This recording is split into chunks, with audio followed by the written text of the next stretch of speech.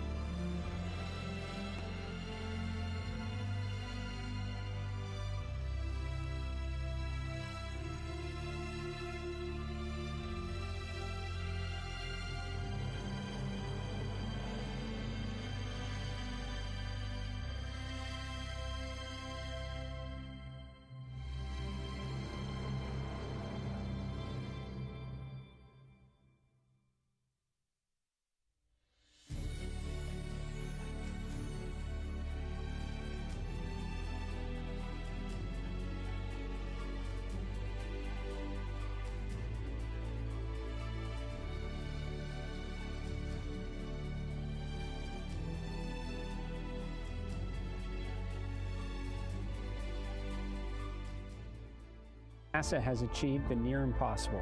We set foot on the moon, landed rovers on Mars, launched telescopes to unlock the secrets of the universe, and began decades of continuous human presence on the International Space Station and delivered countless scientific discoveries along the way.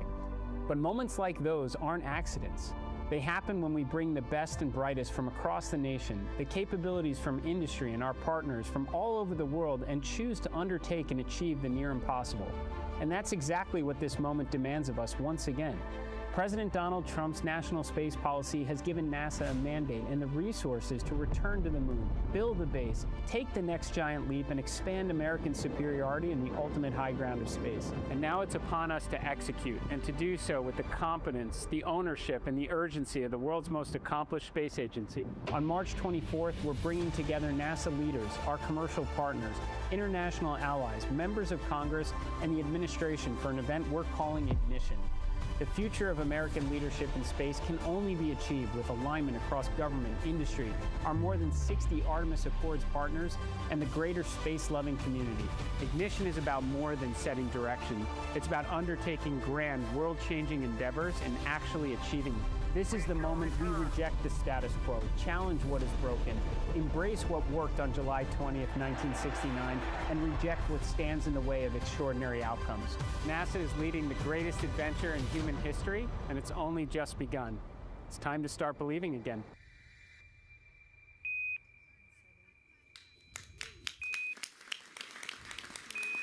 Please welcome to the stage NASA Administrator Jared Isaacman.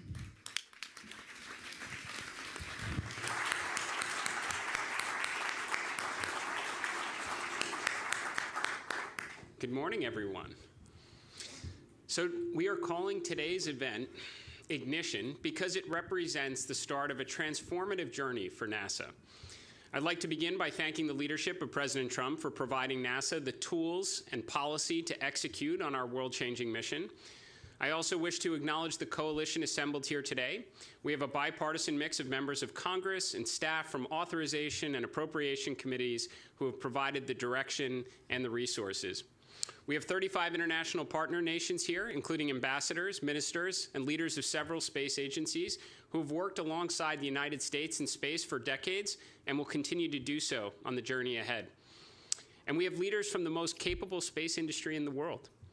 NASA never undertakes these grand endeavors alone. The presence of all of you here today sends a very powerful message about what we intend to accomplish together. Now, in the few short months since I began this role, we have moved very quickly. We have taken action to cut bureaucracy with dozens of regulatory changes underway and more than 370 sections identified for deregulation. I've also issued numerous directives, with dozens more in progress, all focused on removing friction and empowering the workforce and accelerating logical execution. That urgency reflects the moment we are in. It reflects the reality of a very great power competition, the importance of our mission, and the expectations rightfully placed on this agency by the American people, and the consequences if we fail to deliver. Taxpayers support NASA because we can change the world in air and space and science and inspire the next generation along the way. But we cannot be spread thin trying to undertake dozens of externally imposed and self-inflicted distractions, jumping straight to the dream state at the expense of an achievable strategy. For too long, we tried to satisfy every stakeholder. The results of that approach are very well documented in OIG reports. Billions wasted, years lost, non-conforming hardware delivered, programs that never launch, fewer flagship science missions, virtually no X-planes, less astronauts in space, which means less kids dressing up as astronauts for Halloween. I don't like it, the president doesn't like it, and the American people have waited long enough for the headlines only NASA is capable of making. For decades after the last space race, NASA was really the only game in town. For better or worse, the plan changed. We formed partnerships, spread goodwill, and tried to undertake programs that attempted really to make everyone happy. The outcomes became less important, skills atrophied, and now we find ourselves with a real geopolitical rival challenging American leadership in the high ground of space. NASA has stated we will return Americans to the moon before the end of President Trump's term. Our great competitor said before 2030. The difference between success and failure will be measured in months, not years. They may be early, and recent history suggests we might be late. This is why it is imperative we leave an event like Ignition with complete alignment on the national imperative that is our collective mission. Over the past few months, I visited all the NASA centers, and I've made a promise. If we concentrate NASA's extraordinary resources on the most important goals on the President's national space policy, clear away needless bureaucracy and obstacles that impede progress, and empower the workforce and partners, then returning to the moon and building a moon base will seem pale in comparison of what we're capable of accomplishing in the years ahead. This is a step in that direction, and you will hear updates on NASA's strategy across a number of important initiatives today. But to be clear, we are long past the time for words and PowerPoint. Alongside this event today, the RFIs and solicitations will go out. Breakout sessions will begin, and as this spacefaring ship sets sail, the focus moves quickly to execution. Let's start with the most visible objective before us, returning American astronauts to the moon. Artemis II, in the days ahead, will send NASA and a CSA astronaut into the lunar environment, the first crewed step of the Artemis program to pick up where Gene, Harrison, and Ronald left off on Apollo 17. At the same time, we are standardizing the SLS architecture with the Centaur 5 upper stage. We're rebuilding and focusing expertise on ML1 pad turnaround and establishing the muscle memory required to support a higher launch cadence. The programs we left behind in this effort were not success stories. NASA takes ownership for the shortcomings, but contributing billions more and time that we do not have was not a pathway to success. On that note, I welcome the interest from industry to make use of these capabilities in furtherance of our shared priorities. As we move forward, we intend to launch Artemis III in 2027 to test the integrated operations of Orion and one or both lunar landers in Earth orbit. What we learn from that mission will ideally give us the confidence to begin lunar landing attempts starting with Artemis IV in 2028. I'm pleased with the proposals from both SpaceX and Blue Origin to accelerate progress on their landers. As I've told both of our valued partners, alongside Axiom on the EVA suit development, NASA's here to help, to provide expertise, to clear obstacles, to challenge requirements where appropriate, and do all we can to enable our partners to be successful.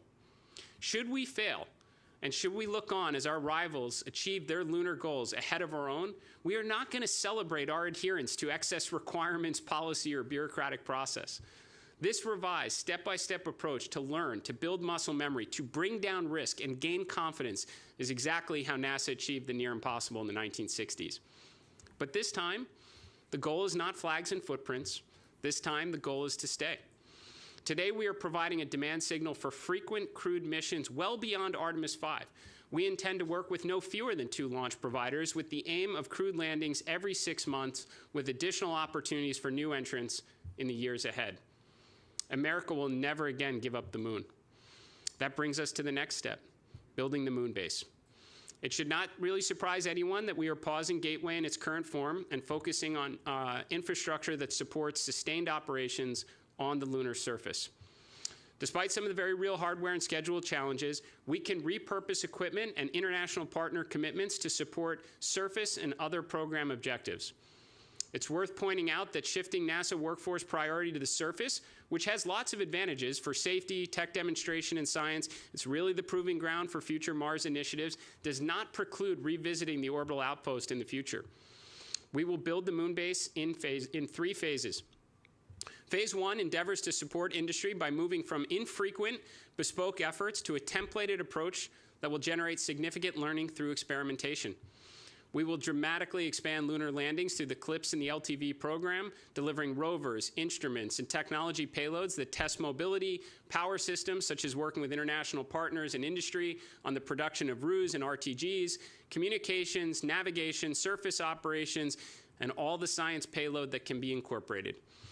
Phase 2 transitions from experimentation to semi-habitable infrastructure and routine logistics with the aim of supporting regular astronaut operations on the surface. It's at this point we anticipate seeing the significant contributions from our great partners like JAXA's pressurized rover.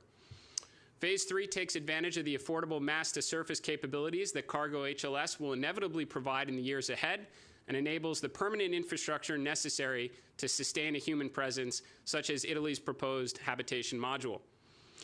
The moon base will not appear overnight. We will invest approximately $20 billion over the next 7 years and build it through dozens of missions, working together with commercial and international partners towards a deliberate and achievable plan.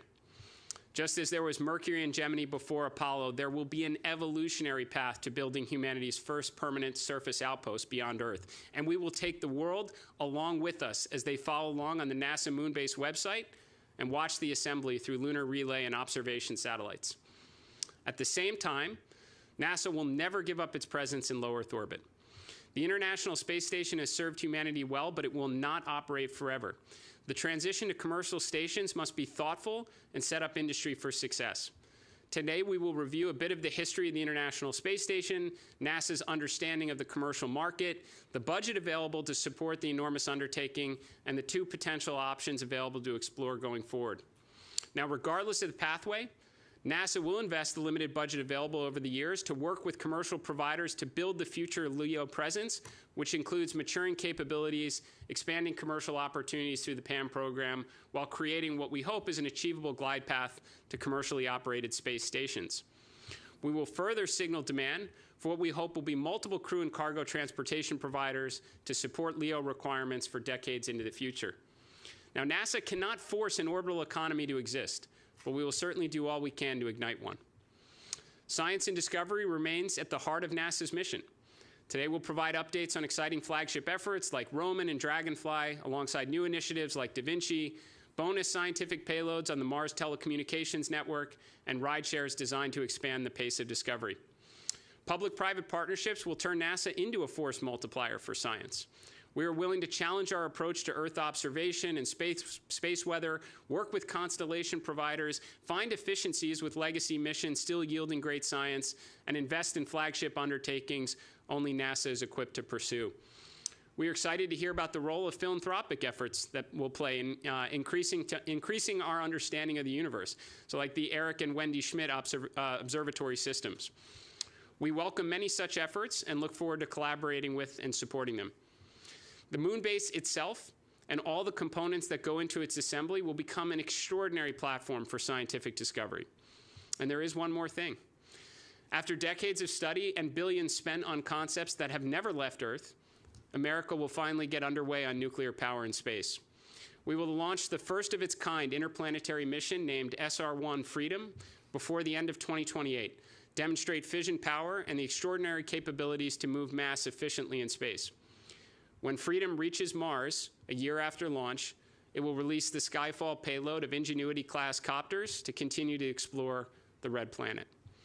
This Pathfinder effort will open opportunities for commercial fission power providers, be that propulsion, surface applications, and ultimately unlock the capabilities necessary for sustained exploration beyond the moon and missions to Mars and the outer solar system. Now, none of these efforts succeed without a very talented and capable NASA workforce. We are rebuilding NASA's core competencies. We are converting thousands of contractor positions to civil service and restoring the engineering, technical, and operational strengths expected of the world's most accomplished space agency. We are expanding opportunities for interns and early career professionals. In partnership with OPM and NASA Force, we are creating pathways for experienced talent from industry to serve at NASA through term-based appointments. And we are seeking to open opportunities for NASA employees to gain experience in the aerospace industry that is leading the world. Undertaking the near impossible should be extraordinarily difficult. It will require competence, ownership, dedication, and a great sense of urgency. We will recognize and reward only the hardworking contributors who deliver the intended outcomes. On that point specifically, we do not expect our partners to do this alone. We will embed NASA subject matter experts across the supply chain, attached to every vendor, subcontractor, and every part on the critical path, from Artemis acceleration to building the moon base. We will challenge the status quo where appropriate and help solve problems and pull in production. But to be very clear, we are not going to sit idly by when schedules slip or budgets are exceeded. Expect uncomfortable action, if that is what it takes, because the public has invested over $100 billion and has been very patient with respect to America's return to the moon. Expectations are rightfully very high. The taxpayers and their representatives in Congress should demand accountability from every vendor, every leader, every CEO if those expectations are not met. I know you all understand the message that's being delivered, and please know that I will be in the field alongside all of you, doing everything we can to ensure the correct outcomes are achieved. Looking ahead, there is no shortage of exciting rocket launches, but we will also inspire the next generation through outreach, education, grants, and programs that bring the public closer to the work we do here at NASA. Expect to see NASA aircraft at air shows and public events as we celebrate America's 250th birthday, all with the aim of inspiring the next generation to grow up and take humankind even farther. Today is called Ignition for a reason. This is the moment where we should all start believing again, when ideas become missions and when hard work delivers world-changing accomplishments. NASA once changed everything, and we're going to do it again. The greatest days of science and discovery are ahead of us, and I welcome your support and commitments as we continue the greatest adventure in human history. Thank you.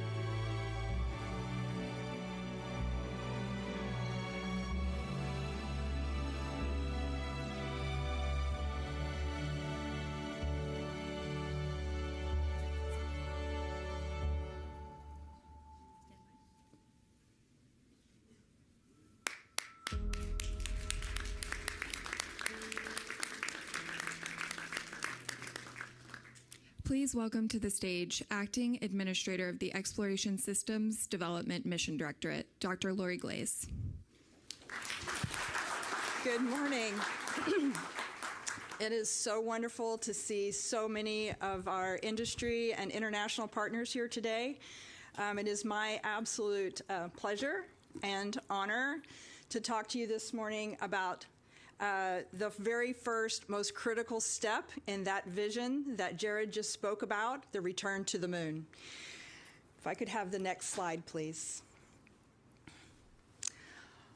On February 27th, just a couple of weeks ago, the administrator announced his bold plan to increase the cadence of missions under the Artemis program to achieve the national objective of returning to the moon, of returning our American astronauts to the moon and establishing an enduring presence.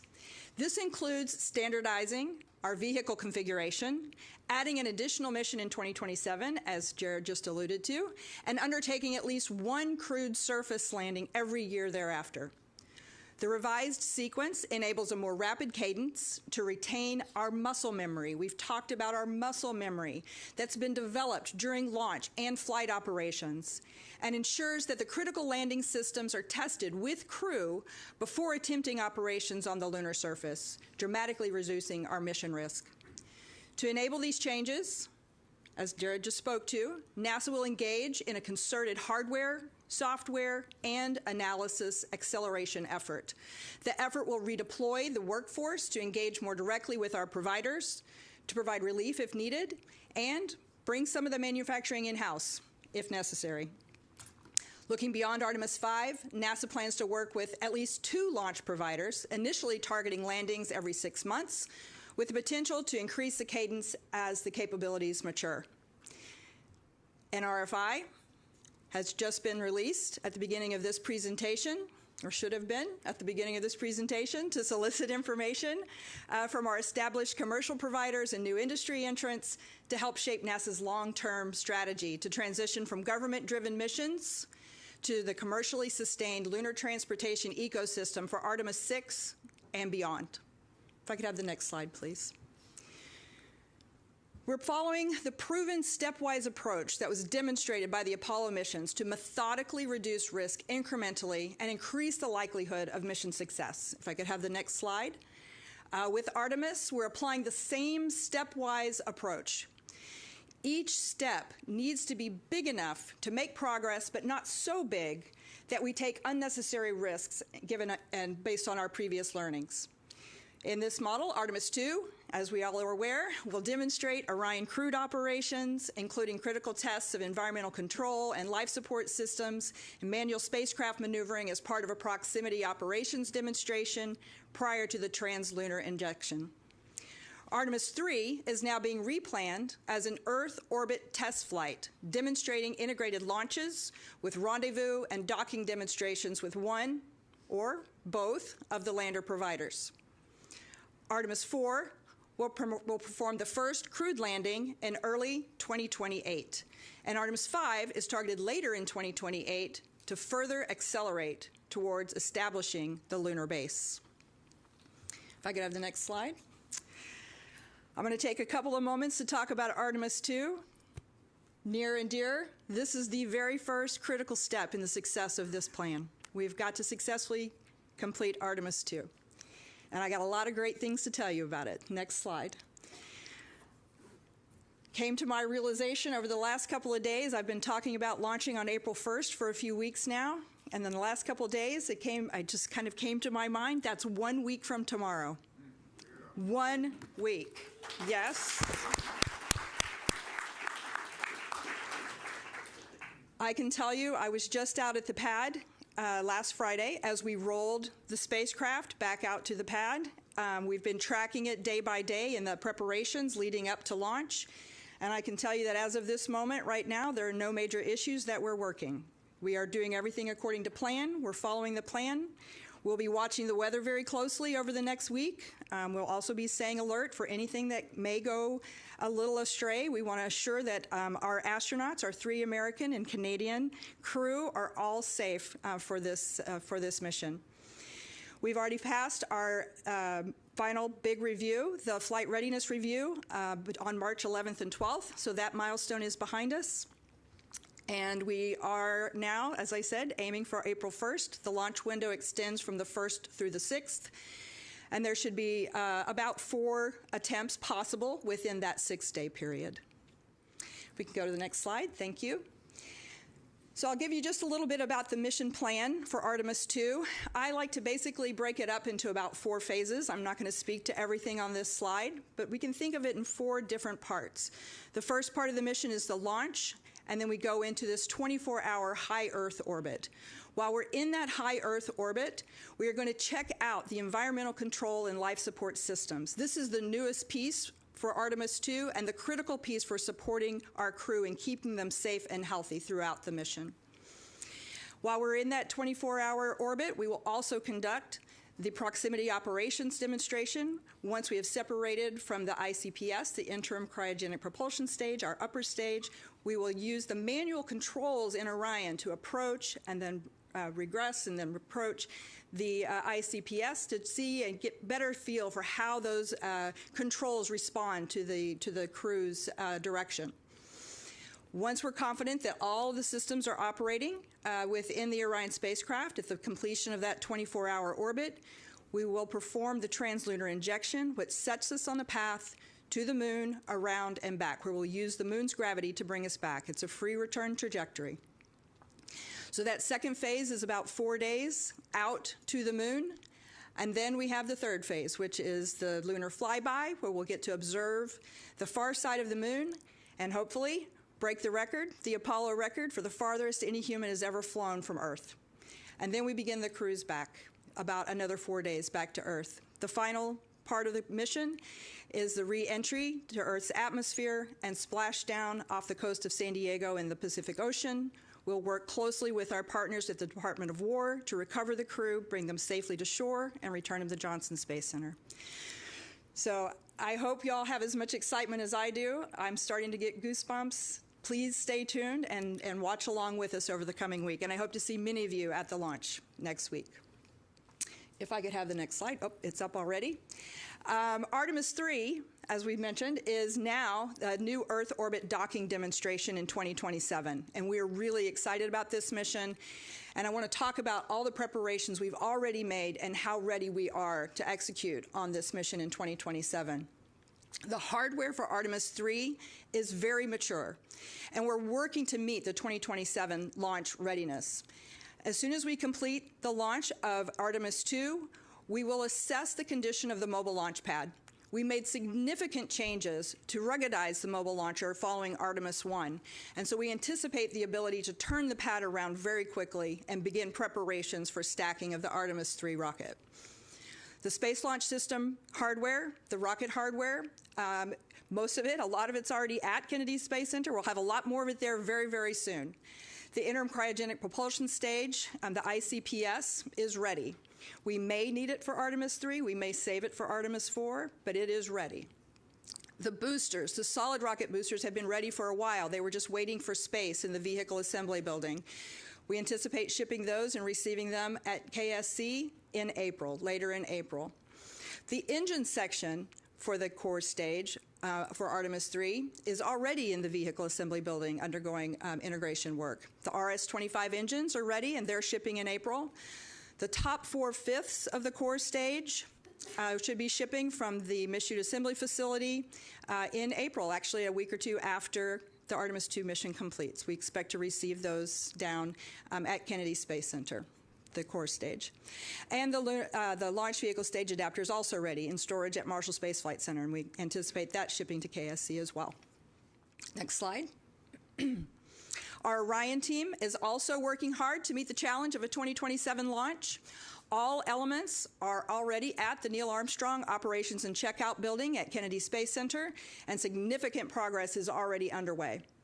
The Orion service module is in testing and checkout, making great progress. The heat shield that you see in the middle here has completed its fabrication and assembly, and it's in its final preparations to be ready to be integrated into the Orion crew module.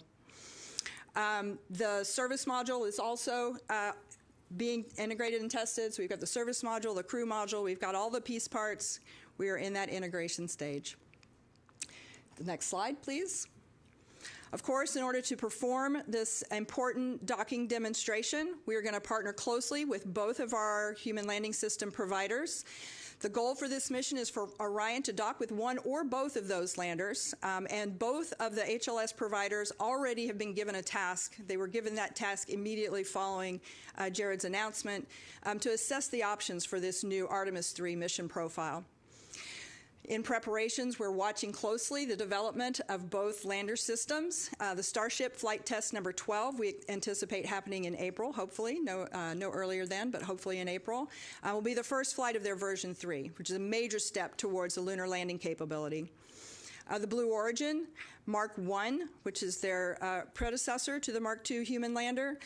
They've invested a great deal in the Mark 1 lander and anticipate launching that within a few months. Very excited. It's going to be flying one of Nikki's CLPS payloads. And we'll be watching. There's a lot of commonalities with the systems needed for the human lander that will buy down risk with this Mark 1 mission. Back in the fall of 2025, NASA already began working with both of the providers to accelerate the human landing to 2028. Those accelerated landers are what we will be using for the Artemis III rendezvous and docking demonstration to buy down the risks. Have the next slide, please. So as soon as the administrator made his announcement, we began actively assessing the specifics of the mission profile and the objectives that can be addressed in this mission. The new mission will endeavor to include a rendezvous and docking with one or both commercial landers, as I said, from SpaceX and Blue Origin. It will include in-space tests of the docked vehicles, an integrated checkout of life support, the docked vehicles, the communications, and the propulsion systems. We also really hope to be able to include the new extravehicular activity suits in the landers to help reduce future risks on their development. NASA will further define this test flight after we complete the detailed reviews that we are conducting right now actively between NASA and our industry partners. And the agency will, of course, share the specifics, the specific objectives for the updated Artemis III mission in the very, very near future. The primary objectives that we're considering as part of this mission profile include things like demonstrating the multi-launch campaign coordination. This is not simple. We need to have multiple rockets launching in a coordinated fashion such that we can all meet up together in space at the same time and place. Of course, the Orion rendezvous and proximity operations with the landers in orbit is one of the primary objectives. We want to work through crewed docking operations. We would really like to test those surface suits if possible. We'll be testing the critical lander systems and lander vehicle performance while in Earth orbit. And we'll be looking at performance of the new Orion permeable heat shield. We have the new, more permeable heat shield we'll be flying on Orion for Artemis III.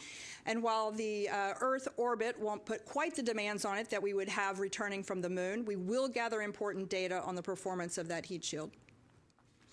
We'll also get practice in increasing the mission cadence with a prompt turnaround of the pad and the ground systems, really pressing that system to do a quick turnaround. And we've talked a lot about the muscle memory, and with this mission we'll really demonstrate our ability to support the increasing mission cadence. With Artemis IV in early 2028, NASA has undertaken an effort to work with both of the HLS providers to request and assess their proposals to accelerate the lander development. Jared referred to that earlier. This includes modifications to our requirements and then also to the surface things that we want them to do on the surface and how we want them to work with us. We've got requirements to the hardware, the mission definitions, capabilities that enable us to move faster. We're really focusing on how can we move faster. The intent with this change, with trying to pull these forward and working with both providers, is to fly with whichever provider is ready first for 2027. We've already made significant progress on the government side of the hardware that's required for Artemis IV, both on the SLS and the Orion. The solid rocket booster segments are complete. The aft skirts for the boosters are in their final production. The core stage engine section for Artemis 4 is actually already at Kennedy Space Center. The RS-25 engines are in storage. The top 4/5 of the core stage are in their manufacturing at Michoud Assembly Facility. And the Orion Crew Module is also in its final assembly at ONC at Kennedy Space Center.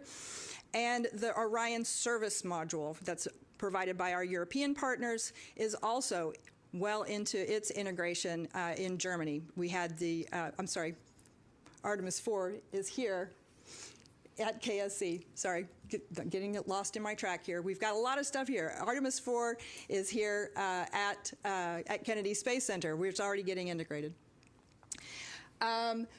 As I mentioned, we only have one more ICPS. We're in the process of determining whether it would be used for Artemis 3 or 4. But as part of the plan to standardize production of the transportation system, the exploration upper stage that was previously planned for Artemis 4 has been replaced with the Centaur 5, which is a proven capability as part of the ULA Vulcan launch system. Right now, all of our programs are actively engaged in understanding what modifications will be needed to be implemented in order to transition from ICPS to the Centaur 5 upper stage.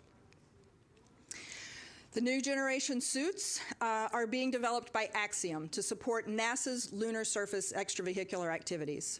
This is a significant effort and critical to our ability to execute the first landed mission.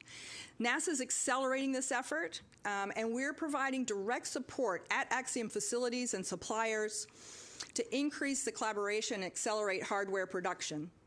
The Axiom suits are being planned for checkout, as I said, hopefully on Artemis 3, or possibly additionally on the ISS. The suits for the mission for Artemis 4 will be delivered to the Human Landing System for integration. Again, both of our providers for Artemis 4 are working on simplifying their profiles to accelerate the initial landings and those surface capabilities. The primary goal of this mission for Artemis 4 is to execute the first crewed landing since 1972. While in orbit around the moon, the two crew will have two crew transfer from Orion to the commercial lander, and then which will safely transport those two crew to the surface of the moon, and then ultimately bring them back to rendezvous with Orion in lunar orbit. While they're on the moon, the two crew will demonstrate surface operations, including deployment of science instruments and conducting an integrated surface science campaign. Both of the providers are required to complete a successful uncrewed landing prior to carrying any of our crew. We've been looking and talking with both of the providers. SpaceX has been considering alternatives of their current Starship design, of the HLS Starship design, while implementing a more streamlined approach to try and speed things up and pull things forward. The Blue Origin approach implements existing capabilities that they have today as a stepping stone toward their eventual full capacity architecture. We've asked both teams for feedback. How can we help simplify these missions, and how can we speed up the landing? And the overarching themes that we've heard from both SpaceX and Blue Origin were, first off, can we please avoid the near rectilinear halo orbit? Can we please avoid NRHO to help reduce the HLS workload, what's required of that system, and also improve lunar surface mission planning flexibility? We've also heard that simplifying the mission requirements for this initial mission while maintaining their long-term capability is also a strong desire. We want to simplify, but we also want to make sure we're building towards the future. So it's important to assure that whatever architecture we're using for Artemis 4 feeds forward to what's going to be needed in the future.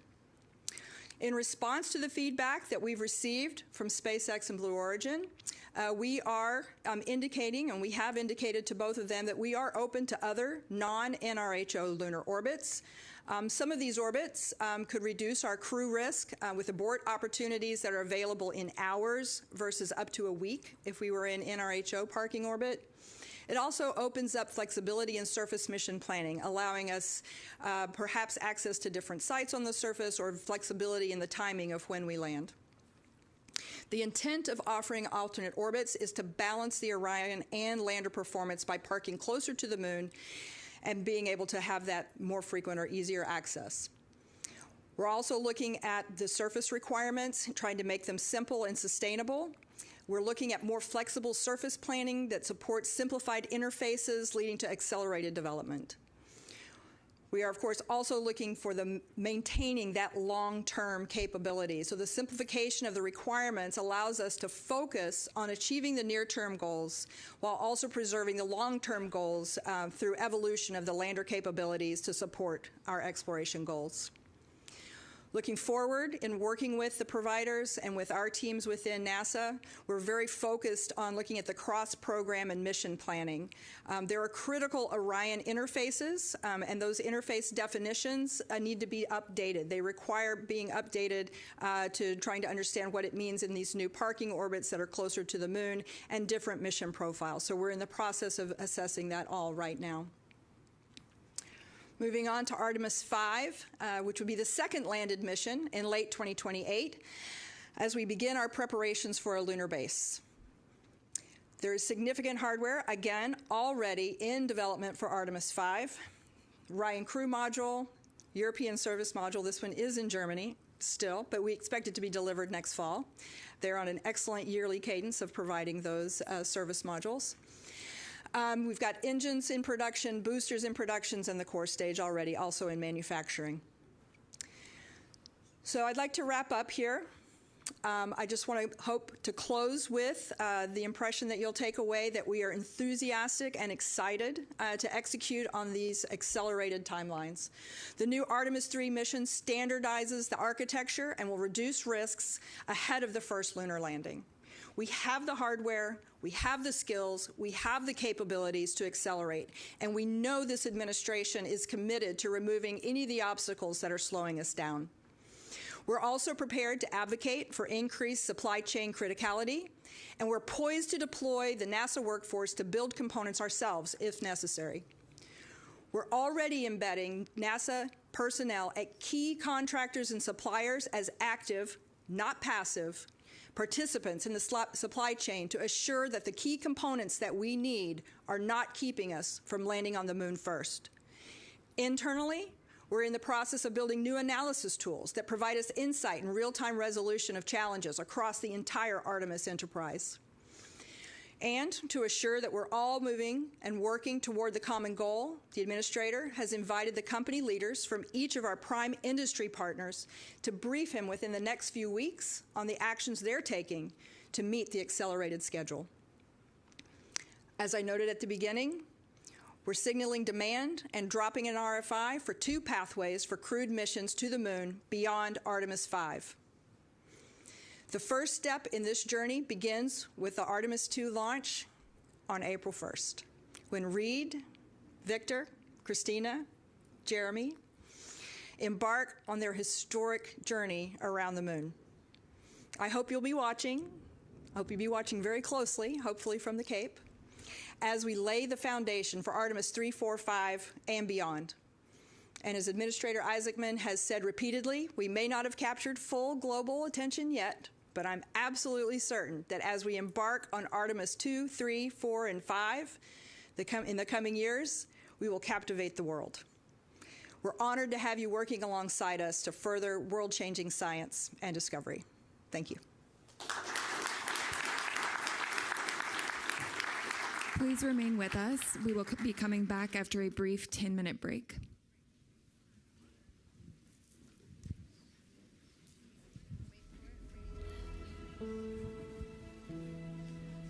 We shall return.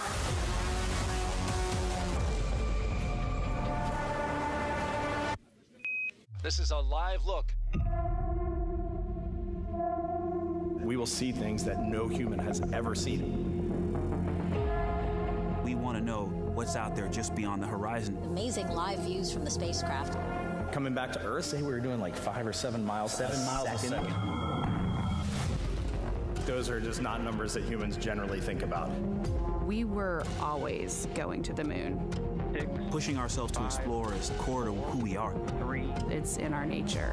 1, that's a part of being a human. And lift off. 1.6 million pounds on the pad, 250,000 miles. Boosters have separated. When humanity sets big goals, we can accomplish extraordinary things.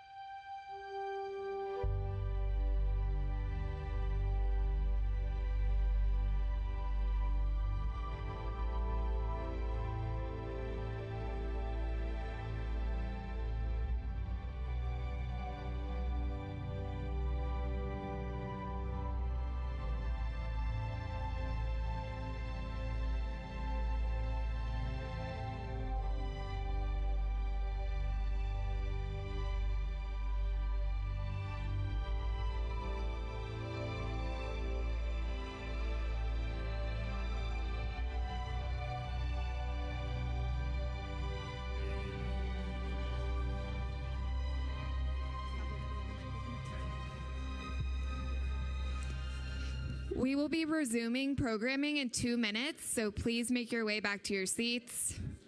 Again, we are resuming the program in 2 minutes, so please get back to your seats.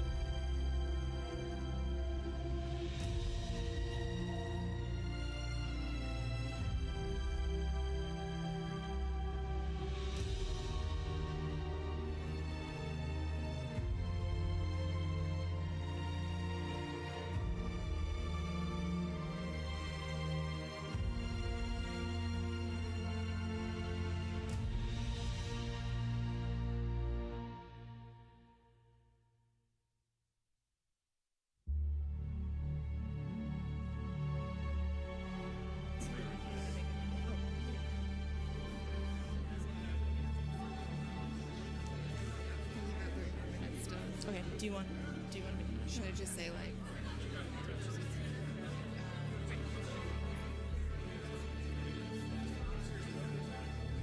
Again, reminder that we will be starting shortly, so if everybody could please take their seats.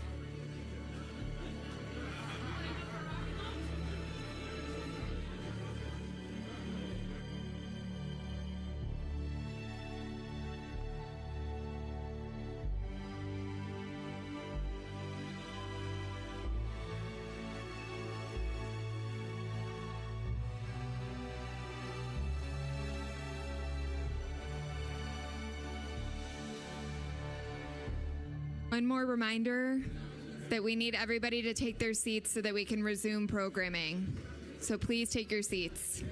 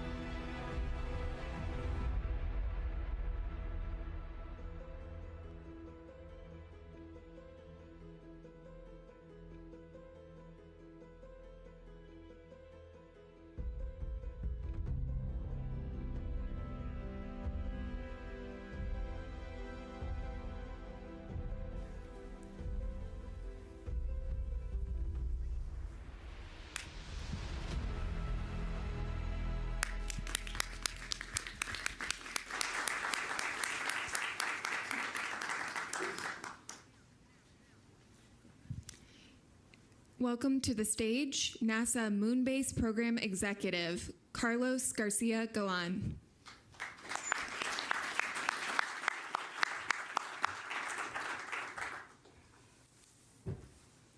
Good morning, everybody. I'm Carlos Garcia Galan. I'm your Moonbase guy. The first thing I want to do, though, is I want to address the Gateway program. National Space Policy is prioritizing sending astronauts back to the lunar surface and also building an outpost on the moon. When we evaluated the current Gateway architecture, which is focused on building an orbiting outpost, while that is still relevant for future exploration goals, is not required to accomplish our primary objectives. As a result, we're announcing today that NASA is pivoting the Gateway architecture to focus on building the moon base. We're going to focus the resources, the people, and all of our efforts on the surface and any orbital supporting elements to achieve that. There were other considerations that we assessed when making this decision. For example, the HLS providers and the performance penalties that we're incurring in trying to get to the orbit that we had selected for Gateway, and some other challenges that are still ahead of us with developing the modules and putting them in orbit. For example, right now we were projecting to achieve the first initial capability in 2030s. And as you're going to see today, we have a lot of things between now and then that we want to be focusing on. Consequently, we're going to be starting to work on evaluating what is it that we have today in terms of hardware, capabilities, facilities, and we're going to basically shift those to be focusing directly on what we're going to do on the surface of the moon. NASA, working together with our industry partners with Gateway and also our international partners, are going to be putting together options and concepts on how we take everything we got and we make it work for us towards building the moon base. Many facilities that we were using were already designed for an evolving architecture. with the orbiting outpost. So those will be easy to transition. For example, our laboratories that we were going to use for integration test verifications, we're going to be transitioning those. Also, we have significant amount of hardware in advanced state, like the power and propulsion element, which you're going to see later on today how we're going to transition that to meet one of our near-term objectives. In addition, the habitation and logistic outpost module, which is also being built here in the United States. There's many subsystems and components that potentially we could use in other habitation modules for the moon base. So all of that is just beginning today. We're going to do it together with our partners. And in addition to like hardware and facilities, the NASA Gateway team, it is going to pivot to also focusing on our objectives on the surface of the moon and some of the other things we're going to hear about today. Additionally, we're working with our international partners to basically make this transition together, figure out how we repurpose the partnerships that we have, and we go hand in hand in this transition, this pivot to the surface of the moon. Having said that, let's talk about the moon base. President Trump's vision for space exploration requires that we establish the initial elements of a lunar outpost by 2030. What you're looking at today is certainly not the initial elements. It's more of our vision of what it would look like in the future. So when you look at this picture, I'm going to ask you a few times today to transport yourselves to the future and to the lunar surface. When you look at this picture, it's very clear that to execute this vision, we're going to need to achieve the near impossible. But this is what we do. We're NASA. We're going to have to deploy systems in very high cadence that will survive extremes in temperature, illumination, and very complex and rugged terrain with very steep slopes. Everything that we're going to want to do in the moon, unfortunately, is hard to get to. So all of these things we're going to have to do together. And eventually support permanent astronaut habitation there, which is no small feat. We can only do this with a vibrant American industry base and our international partners. And in addition to that, we're going to leverage the entire might of the NASA workforce, from core competencies to facilities to our ingenuity, to make sure that this dream happens. We're going to ensure that American leadership remains in space and on Earth, leveraging, doing things that today seems like science fiction. It does look like science fiction, but guess what? We're planning to turn that into reality. And with your help, we're going to inspire the world in the process. But this picture of the moon is not going to show up overnight. That's not where we're going to end up. We're going to build it in phases. Phase one, which starts today, it's all about getting to the moon reliably, learning how to get there in high cadence, deploying assets in different areas of the moon where we think we may want to build this moon base. We're going to experiment with new technologies that we know we're going to need for future infrastructure development to support that permanent habitation. And we're going to actually start the infrastructure in this phase that goes from now to 2028. That infrastructure is going to start with constellations of communication satellites that can also do observation. Transitioning to phase two, which we estimate will start around 2029, we're going to think about establishing the infrastructure.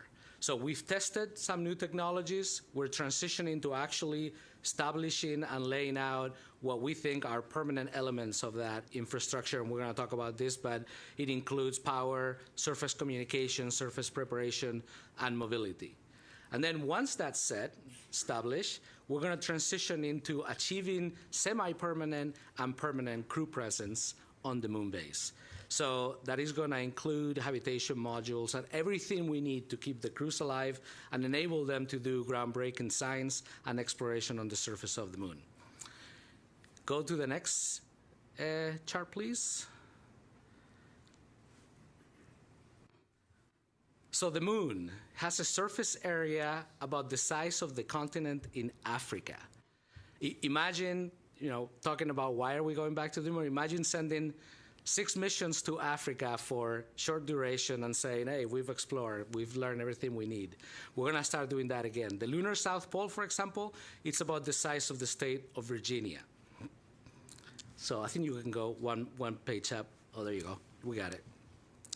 This false color image that you see is the dramatic terrain that's in the lunar South Pole. The Shackleton crater, for example, is one of the areas where we're interested in going. That is double the depth of the Grand Canyon. I don't know if any of you have had the chance to hike the Grand Canyon. I have. So it's quite impressive, and we actually want to explore in the areas of the bottom. We're going to have to build systems that also provide power, mobility, and habitation around those places, and also consider lighting.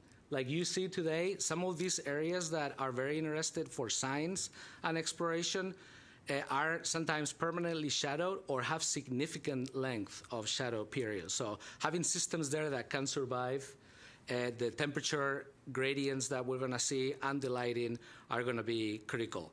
Unlike the lunar equator, the ratio of sunlight can really wildly change. And when the sun comes up, it's not like on Earth or different places on Earth where you see it just straight sunrise or the equator of the moon. It's going to basically hover in the horizon. So power systems and even communication having to go through those craters to work is going to be very challenging. So let's talk a little bit about phase one. Go one more slide. Phase one, these are the top-down objectives to establish the types of things we're going to need in the missions that I'm going to talk about in a minute. We want to achieve high-rate, reliable surface access. Talked about that. Establish the ground truth for the moon-based landing sites. We have a ton of data from satellites, a little bit of data from rovers and other probes and landers we've sent, but there's nothing like going there and experiencing that environment that I was talking about, and prospecting and looking around. So we need to do that in phase one with a high rate of assets. We also need to test and experiment on the technologies that we think we're going to need. They're not a nice to have, they're a must have. We got to make sure that we understand how those are going to work in that environment. And we're going to host the first crewed mission to the South Pole in this phase. So if you're an astronaut, transport yourself back.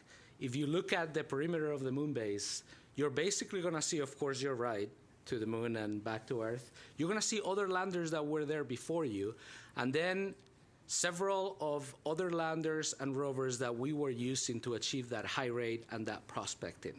So this is kind of what it would look like. To achieve that, go to the next slide. We're investing significantly and projecting about 25 launches, 21 landings in that period of time. We're going to put about 4,000 kilograms of payloads on the surface. So the payload capacity is going to drastically change. We're hoping changing the paradigm of what we've been able to do on the moon. We're going to also deploy 2 lunar orbital comm satellite constellations to have reliable comm and observation. And then we're going to do technology demonstrations like radioisotope heating units, which are key to address some of the challenges we were talking about before. If you go to the next slide, these are just imposed on the picture some of the things that we're planning to do. I talked about the constellations that will give you navigation, comm, and observation. We're going to have drones on the moon, and I'm going to talk a little bit more about that later. Well, of course, we'll have the human landing system. We're going to use the CLIPS program that we have today, drastically expanding that to do that high cadence of landers.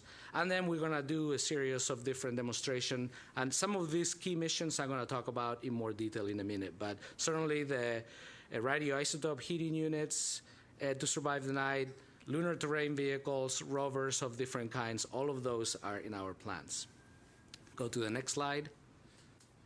I'm going to start talking a little bit about some of the key characteristics of the key assets that we want to put in there. So lunar terrain vehicles. These vehicles are about the size of a golf cart. There's 2 versions of them. One is going to be crewed, and one is going to be uncrewed. The crew version, of course, is going to allow the astronauts on an EVA suit to move around farther distances from their landing site, potentially going from the landing site to the areas where we're going to start setting up some of the elements of the moon base. And the uncrewed version, equally important, is where we're going to be able to do exploration and prospecting.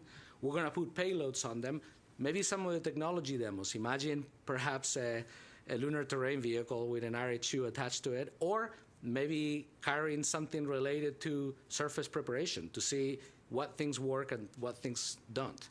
Can this thing, push a rock on the moon? Can we level Those type of things we're going to explore. And here you have some of the key characteristics, 500 kilograms.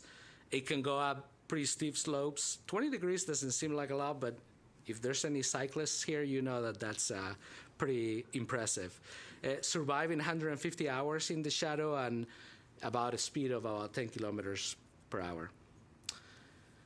Let's talk about the next one, lunar drones. We're calling this Moonfall.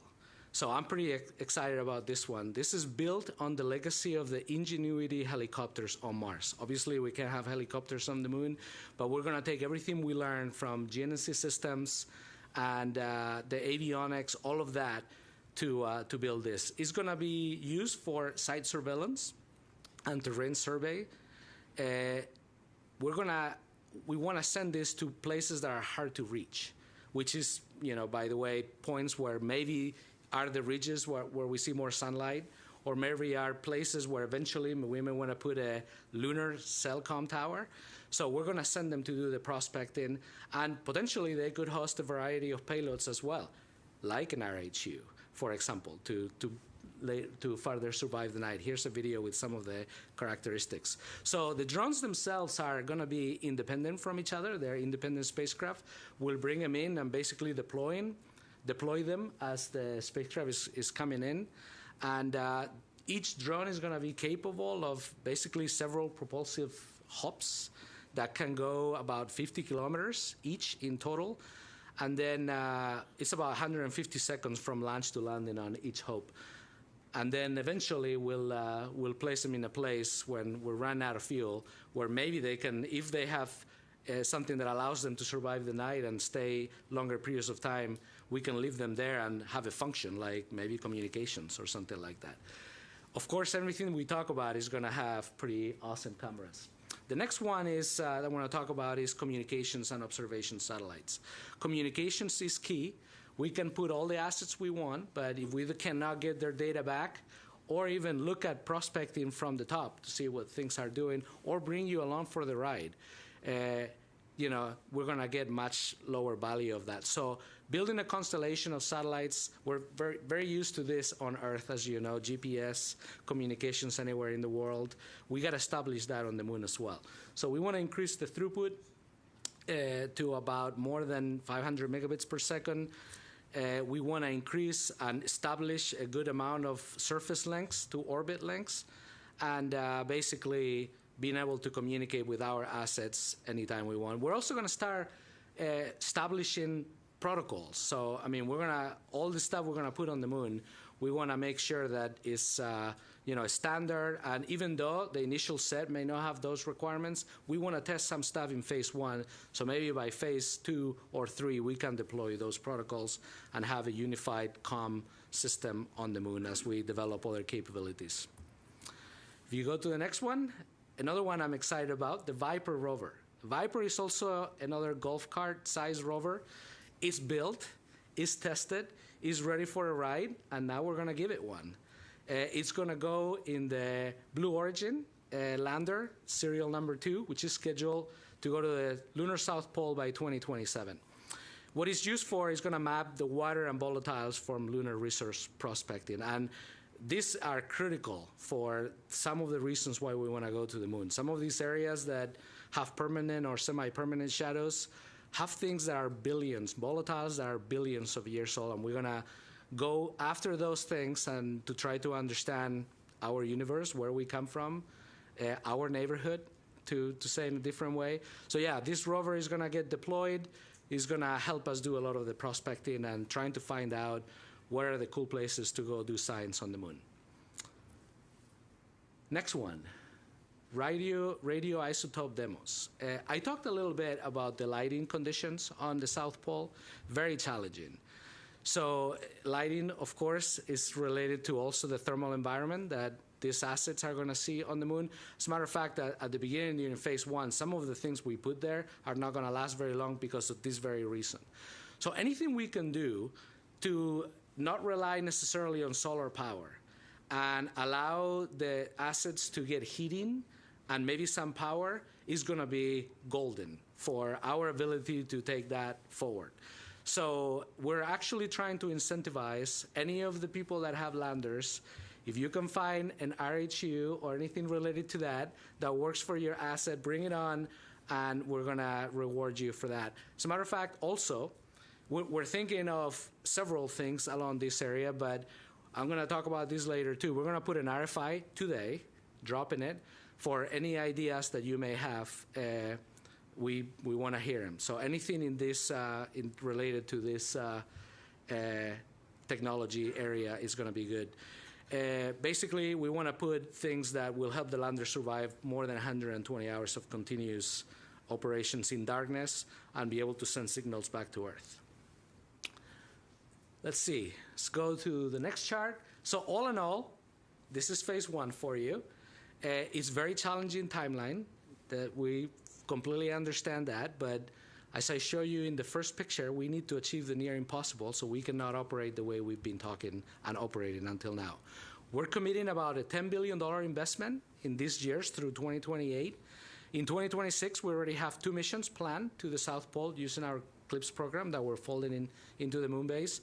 2027, we're drastically increasing that mission cadence with 10 launches to put 9 landers. And all of this we're going to do depending on what we get from solicitations, the stuff we have on the books today. So these numbers are obviously approximate. In 2028, we want to maintain that cadence and potentially do 12 launches to put 10 landers on the surface, including the HLS provided landers for demos and of course to bring the crew for the first time.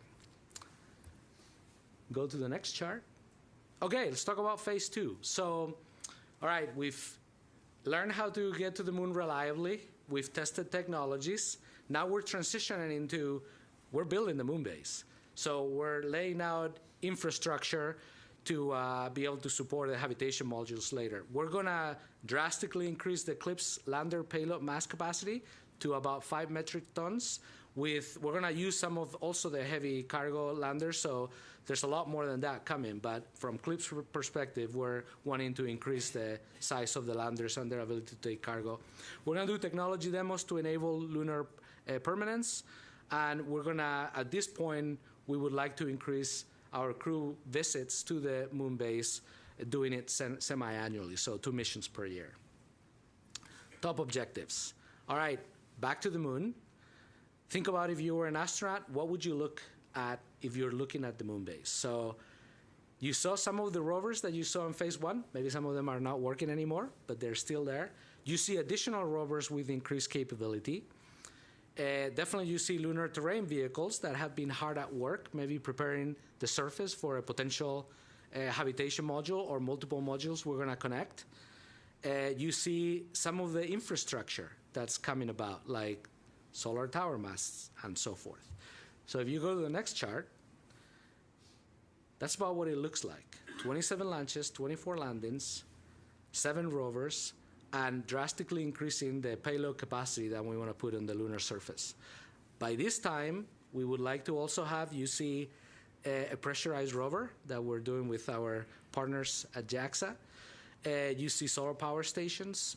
Definitely, we're building up on this nuclear capability, maybe graduated from RHUs to RTGs, maybe something else, if we get good ideas from you guys. So we'll start setting up this kind of infrastructure.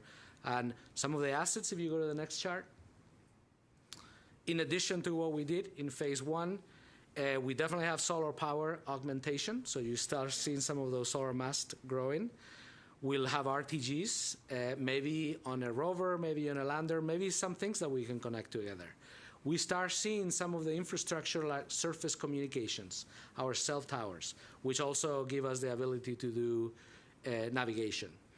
Pressurized rovers, of course, excavator rovers. So we need to, connecting things on the surface of the moon is going to be almost harder than on orbit because you got to deal with the terrain. So we're going to work on the technology for that, but also having an even surface, even if it's just clearing up rocks, is going to be key. Site preparation logistics rovers, logistics, if you want to have a vibrant moon base, you have to have a logistics train. From launches to in-space transportation to landers, and then getting that cargo from the landing site to where it needs to go. So using perhaps LTVs or an extension of other rovers, we're going to have to experiment and start setting that up from when crews are coming there.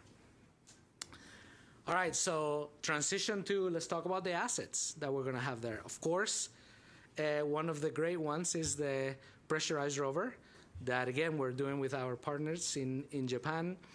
It's a mobile habitat that is going to extend the human exploration range. They'll be able to work in a short sleeve environment, so it's kind of a habitation on wheels.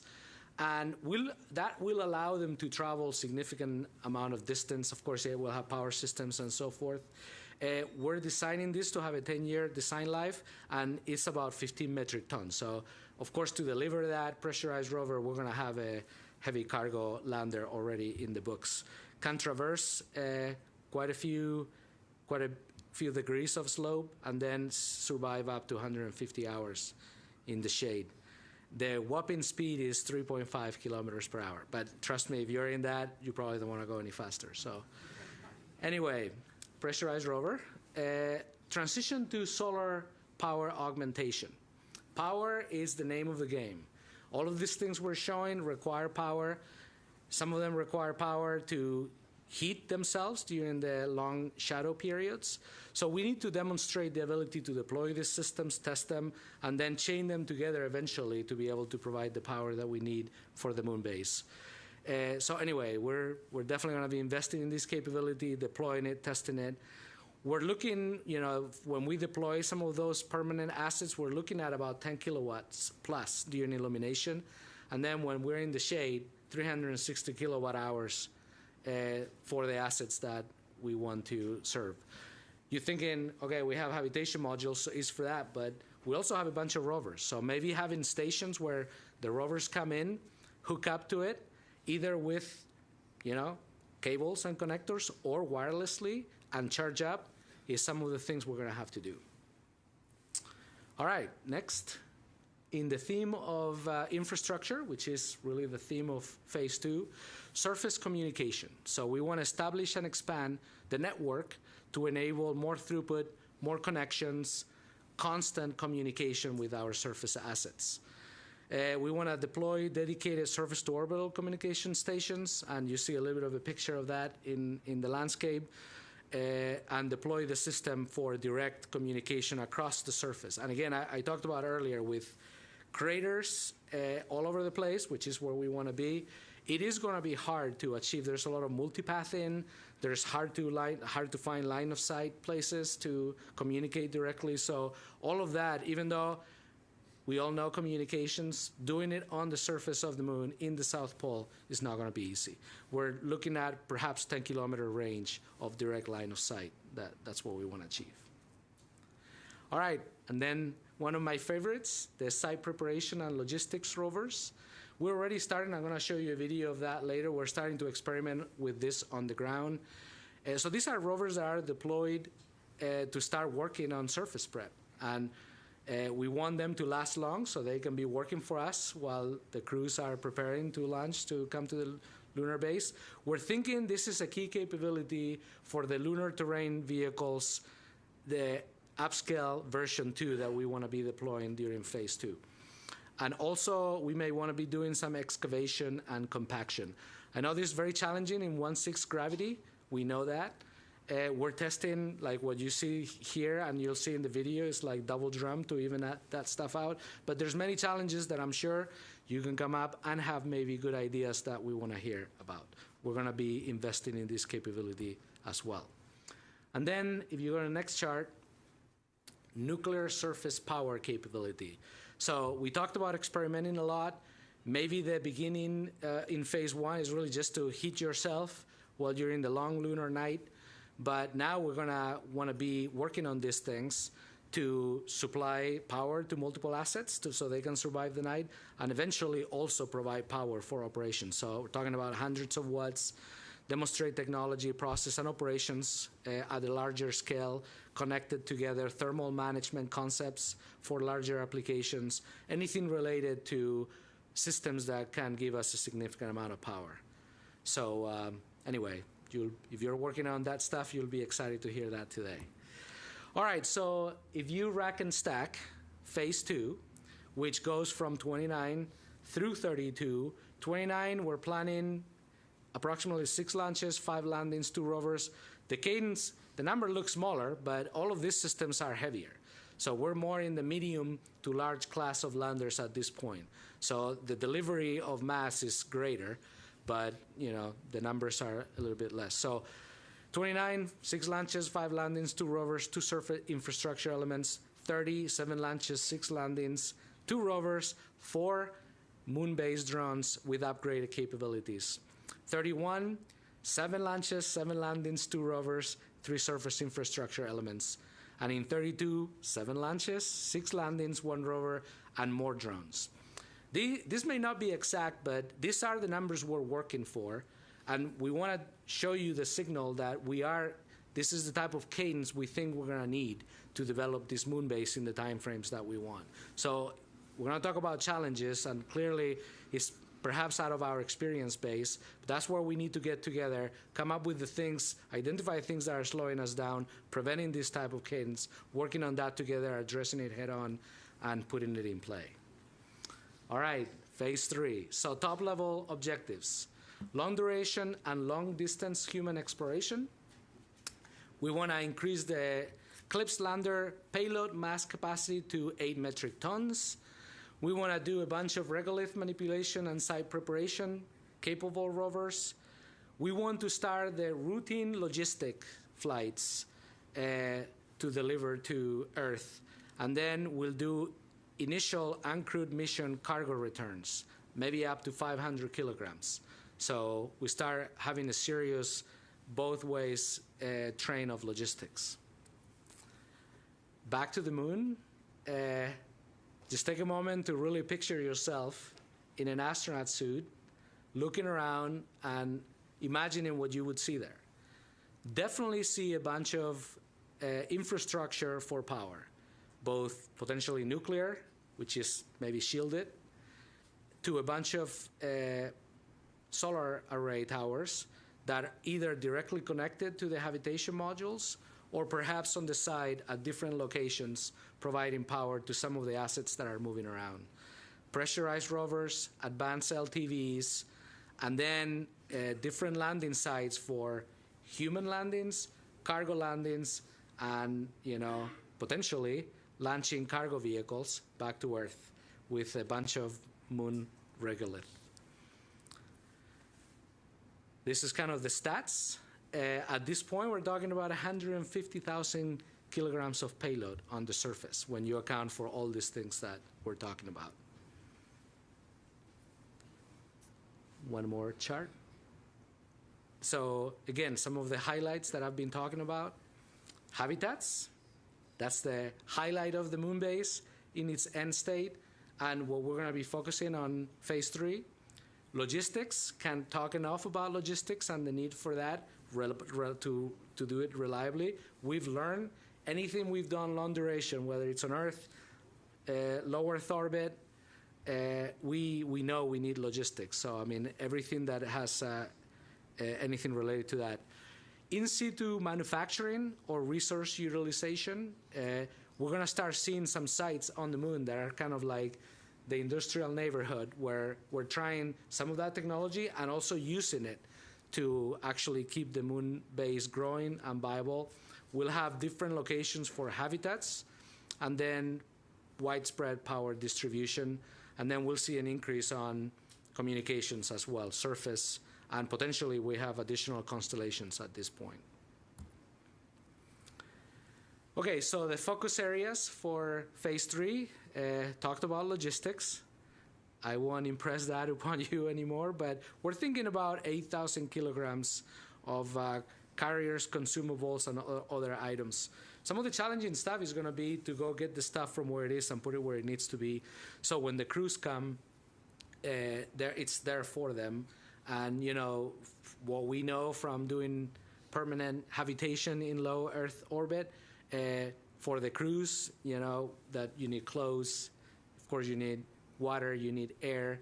There's a lot of mass for even short duration missions. Like a month, staying there for a month requires a significant logistics and supply capability. So If you go to the next chart, we'll talk about habitats, star of the show in this phase. So we want to enable continuous human presence there. We potentially are looking at multiple locations. We would like to expand into different modules that are connected together, but we'll evaluate if that's the best play. We definitely want to expand our capabilities in ECLSS, surface mating, and of course, airlocks. We're going to be experimenting with this, and of course, the pressurized rover and the things we have already done with ISS all touch on these things, but it's going to be the next layer of complexity when we try to go to the moon. The basics, air, water, food, space, all of those things, a few nights in space, in the size of a minivan, it's manageable, but when we expand to short trips, those needs get much bigger. Let's see, I think I'm gonna move to the next chart. Cargo return. So initial demo we'll do in phase 2, but here we wanna use it at full scale. So at phase 3, we wanna definitely increment and implement a capability of a mass goal of 500 kilograms sustainably. So here we'll put our science returns, critical hardware, and anything we can do to inspire the world will have a place in our cargo return missions. All right, and then the last one, I talked about this a little bit earlier, but in situ resource utilization and manufacturing as well. 3D printing with regolith on the surface of the moon, it's something that we should be striving to do.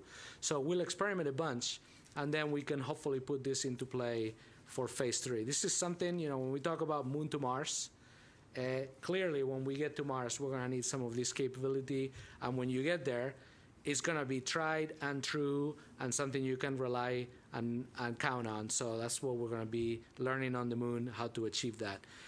Key commodities that we may extract from regolith, of course, oxygen, water in general, rare earth elements, hydrogen, all of those things we're gonna experiment with.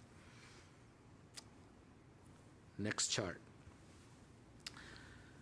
So here's the timeline for missions in phase 3. So another about $10 billion investment in this phase. We're currently planning for a capability to include 3 new habitats, including the multipurpose hab that we're already planning, 3 more rovers, 2 more surface comm nodes. By 2033, for example, we expecting to add 2 rovers and our first habitat and supporting logistics capabilities, 6 landers, over 7 launches. 2034, we'll add our next habitat and supporting logistics, more surface communications. 2035, 1 more rover, perhaps another habitat, supporting logistics, and a bunch of launches and landings. And then in 2036, potentially more habitation volume and all the things that come with that. In total, when you rack and stack the 3 phases, this is what you end up with. So it's pretty impressive, equally challenging. Remember, trying to achieve the near impossible here. And this is what's gonna take to accomplish this goal. So I'm not gonna rack and stack these numbers for you, but you have it there. You're gonna start getting your brain around it. All right, so the next chart, we talked about some of the things that we want to experiment on the moon. Of course, we can also do that on Earth. We've already started. So here's some videos of folks, NASA folks, and also some of our industry partners working in some of this technology, from rovers that can go up terrain, fuel transfer, regolith preparation, manufacturing, and all kinds of things, avionics, hardening. All of these things we're already investing in, and some of these things, surface mating and docking, some of these things are ready to go to get, they're just waiting for a ride and a lander to get to the lunar surface and basically showcase what they can do, and that's what we're gonna start with.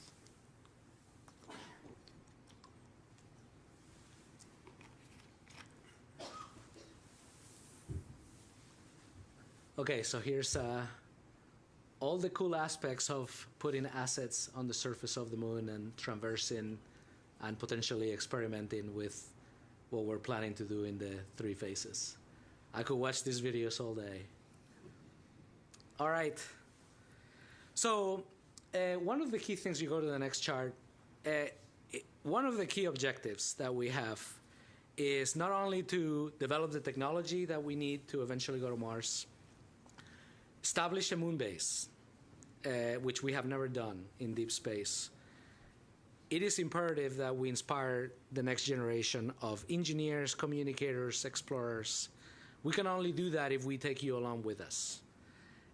We're going to basically require that every asset that we have has a bunch of cool cameras, things that will give us the perspective of what we're doing, which to date is almost like science fiction, and things that will inspire people that are currently in college, high school, middle school. It's like, wow, that is what I want to do. That's what I want to dedicate my career and my life to do. And they will be the ones that come up with some of these challenging things that we don't know how to solve yet. So we're going to have a website that we're starting already working on, where you will be able to follow us along the way, from launches to things getting to the moon, to the rovers prospecting, getting to places that we have never seen. We're going to enable that capability with constellations of satellites that are looking down at the moon base and checking out what things are doing. We're going to follow the drones, the Moonfall drones around the moon, to see where they can get to and what they discover. And all of that, you'll be able to do it along with us and hopefully eventually work with us in some of this cool stuff. We talked, go to the next chart. We talked a little bit about, when I show you that phase 1, 2, 3 collated set of missions and all that stuff, it's a huge challenge, and we know that. To achieve the near impossible, we are driving to high volume of complex missions with challenging execution timelines. We know we're going to stress the supply chain. Maybe as of today, supply chain is not ready for this. We're going to basically need to access reliable facilities that allow us to do the very unique testing that we have to do for surface operations. Manufacturing capacity and capability, technology maturation. All of those things we understand. That's why we dropped the RFI today, to get your ideas on what can we do better, what's slowing you down, what are things that could turn your capability to enable us to turn science fiction into reality. What are those things? Bring it to us. In addition to that, and you heard Administrator Isaacman talk about that earlier, we're going to use the NASA workforce in a way that perhaps we haven't in the past, especially recently. We're going to make sure that these missions are as reliable as we can make them. We don't want to impede the innovation from industry, but the things that we know how to do, we're going to embed. So we're going to really focus our NASA workforce to basically helping you in industry, providing solutions. If you want them to work in line, they will be working in line, and then also reviewing the things that you're doing to make sure that we have a good shot. We're going to take a lot of shots on goal. We want to win a lot of games as well. So we're going to put that into play, as well as we're going to do a review of our facilities. Some of them have unique capabilities that nobody else has, and we want to make those available for you so we can do this together. So again, we need your ideas. Drop them in the RFI. Okay, so we've talked a lot about what are we doing. Now we're going to talk a little bit about how we're doing it. So we basically structure this in different functional areas: transportation, launch, and also orbital transfer vehicles for whenever we need those, perhaps for logistics; surface mobility, transportation for landers; infrastructure, logistics, and habitation. So I'm going to touch on some of these things. If you go to the next chart, realize that we've actually been working a lot of this stuff for a while. Today, there's teams, projects, programs that are working on all of these things individually. What we want to do, and this chart is not to project a future org or anything like that, the point we want to make here is that every asset, every kilogram, all the lunar exploration resources that we have are going to be focused on one thing, and that is to build the moon base. We're going to partner with our science teams to really think about what are the capabilities we need, what are we deploying, what's the science that should go with it, and put it all together. If you go to the next chart, I'm going to basically step through some of these things. For launch and transportation, we're planning, you saw the launch cadence, which is pretty significant. Moonbase will leverage Kennedy Space Center's launch service program and the deep space logistics projects to their expertise to manage, sustain commercial lunar delivery services. Building from our reliable surface assets with access, which we're going to set up and starts in phase 1, we will manage a commercial mixed fleet strategy that enables diverse, flexible mission support, standardized delivery interfaces. We're also thinking that, we're going to help with, perhaps helping with, get the landers, get the infrastructure, and maybe have basically a conveyor belt of landers, payloads, ready to launch, put them in the rocket type of thing. Moving forward, of course, landers, key thing. Here's a picture of some of the things that we have been projecting through CLIPS and HLS, things we have today. Low mass, medium class, and heavy class landers. If you go to the next chart, the CLIPS program is one of the tools we're going to leverage pretty heavily. So originally, CLIPS was set up to enable low cost, more risk tolerant, lunar payload delivery opportunities, basically to incubate new US-led industry base to work on landers and capabilities to deploy them. What we want to do requires a lot more than that, so we're drastically expanding the CLIPS program. So the lander payload delivery capability is going to now go through phase 3, potentially beyond. We want to increase mission reliability, and that starts now. We're putting things in the contract updates that we're doing to allow you to leverage the NASA expertise for both inline work and also, us looking over things that you're doing and areas where we can help. Also to increase the mission quantity and cadence. To achieve this goal, I'm gonna have some procurement charts also coming up, and we're gonna talk about extensively tomorrow, but we're gonna release 2 new requests for proposal for task orders to support phase 1. So it's taking what we have today with the current providers and expanding that. And then we're going to structure a way in which you can leverage on the NASA workforce more than you could before. And then we're going to release a follow-on CLIP solicitation to support phase 2 and 3, where we're going to open up again and expand the pool of providers potentially that can bid on those things. So definitely a WASIS for CLIPS. And hopefully you'll get to read the solicitations and the stuff we're putting out today and be excited to participate in this building the moon base with us. All right, large cargo landers, not going to talk about much of this because this is already in play with the HLS program. So, quite a bit of capability that it's in process of being available for, especially for phase 3, for phase 2 and 3 for us. Go to the next chart. Transportation elements. So we talked about the land services. We'll have new lander opportunities with the solicitations that we already talked about. And some of the CLIPS deliveries are kind of summarized here. And again, we'll focus on the details all of this tomorrow with open sessions and also closed sessions with existing providers. Next chart. Okay, infrastructure. So here's where we're going to talk about communications and also power. So I'm going to step through this. And in these charts, I'm going to talk a little bit about the evolution that we are looking for.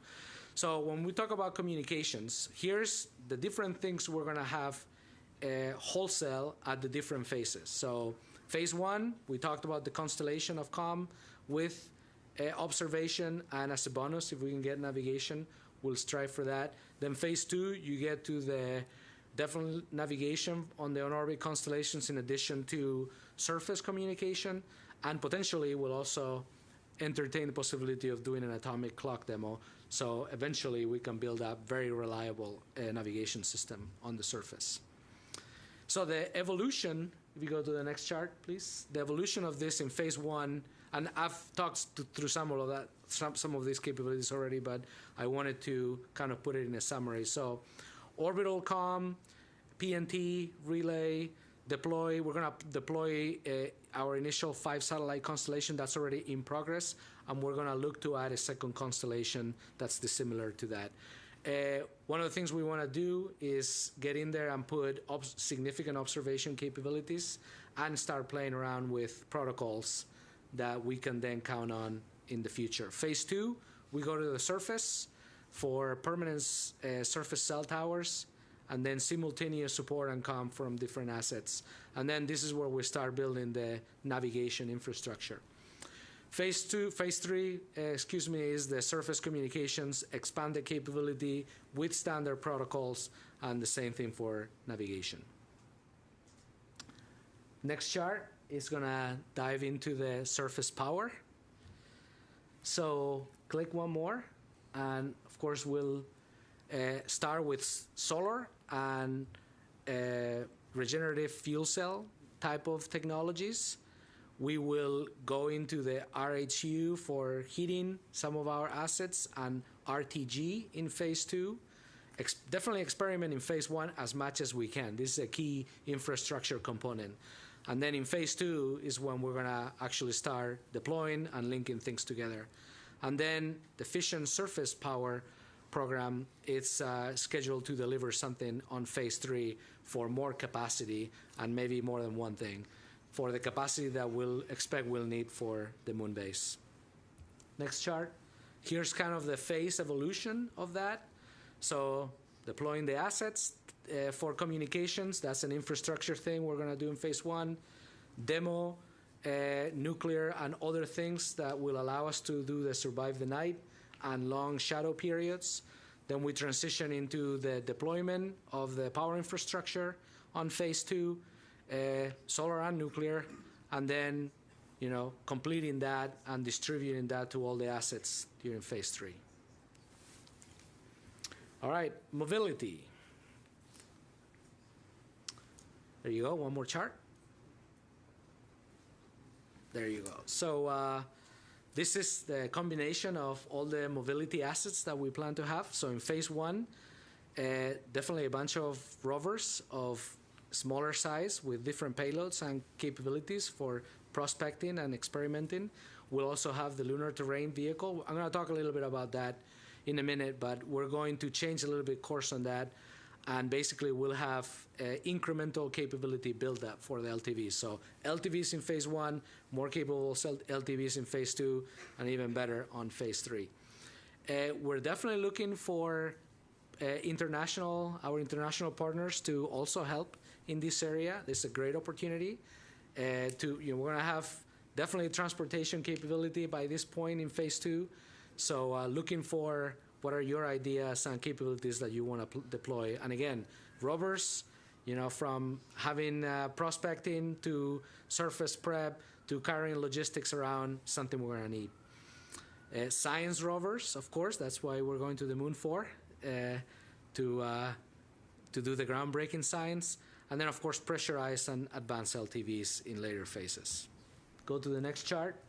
Here's the evolution of that. During CLPS 1.0, we already talked about delivering several rovers, including Viper, Flip, and the Rashid UAE rover. We were bringing in the drones, Moonfall. So those things I already talked about, what they will be used for. And then the LTV phase 1 capability, we'll talk about this a little bit more in a minute. Phase 2, more capable LTVs with increased reliability, service life, survive the night, payload capacity. Partner rovers, of course, including the pressurized rover. That's a big one in this phase. And then science of all kinds, and of course landers. And then phase 3, we are in an operating mode with permanent habitation there, so certainly anything you need in a moon base, crewed and uncrewed, of course, more surface preparation, a lot of things that can do logistics movement. And all along the way, partner rovers, we're open for business there. All right, for the LTV, I want to talk a little bit about the pivot that we're doing here. So the original contract was really set up to deliver a fully capable crewed rover to survive 10 years, so pretty hefty requirements. In our current schedule and the challenges to get to that state, we were projecting a delivery to the lunar surface by 2030. As you can see, we've shifted in our objectives because we want to start right now and we need stuff in phase 1. So this approach really put us in a significant cost to deliver the one asset later on. A lot of technical complexity to I have to address immediately instead of build up incrementally, and schedule put us in a kind of a no-fail solution space. If the rover was late or if it didn't pan out, didn't have the capabilities, by 2030 we're going to need that capability pretty significant. So we're pivoting. Okay, so anyway, what we're going to do is to enable basically gaining quicker access to crewed and uncrewed. We're going to change the procurement strategy for that and basically talk to our partners that were already on board and talk about deploying, doing solicitations for much earlier, perhaps less capable rovers, and then incrementally build that. So we're changing the current contract today, and then we're going to put solicitations for phase 2 of that, and then eventually we absolutely predict the demand of that, where we have to deliver an LTV, every certain months for the duration of the moon base. So pretty exciting evolution where we're going to need a lot more capability, just a little bit of a change from where we are today. And this is what it looks like from a procurement strategy perspective. I'm not going to read that to you. And again, we'll have sessions on this tomorrow. Next chart. Okay, habitation and logistics. So you go to the next chart. In the picture of the moon base, this is what we're planning. Phase 1 is when we'll start really working on the technology development and trying out things for logistics deliveries. Phase 2, of course, we will have pressurized rover as a habitation kind of a demo and trial. And then phase 3 is where we get the habitats and then the cargo return. And here's the evolution of that. So phase 2 started deploying the logistics capabilities from 500 kilograms to 1.5 metric tons, demoing some of the things related to the logistics train, demo habitation with early capability and the press rovers, and then the buildup of that in phase 3. All in all, if you go to the next chart, in the next few months, this is what the procurement opportunities look like. From CLPS 1.0, expanding that for science payloads as well. Starting CLPS 2.0, it's coming up. We'll be awarding that in this year, in the summer. Rephasing LTV procurement the way we had designed it, and then the moon-based capabilities RFI, which we really hope you take a look at and give us your ideas, because you can see the next several years is going to be insane from the perspective of the amount of capability potentially we'll be able to put on the moon. So I hope that sends the signal to you that we want to work with you, we need you, we got to do this together. And we're starting with a significant investment to make that happen. And then, before I close out, I just want to reflect on the picture you're seeing and what that may mean. So starting today, we're building humanity's first deep space outpost. We will learn how to reliably get to the moon, build habitation, systems and infrastructure that allow us to conduct groundbreaking science. We will take you along with us and inspire the world for generations to come. We have to do this, just as we did with the Apollo program when we first got to the moon. NASA's partners are essential to building the systems we need to live and work in the lunar surface. We're going back to the moon, we're going to stay there, and we invite you to help us build the moon base. Thank you.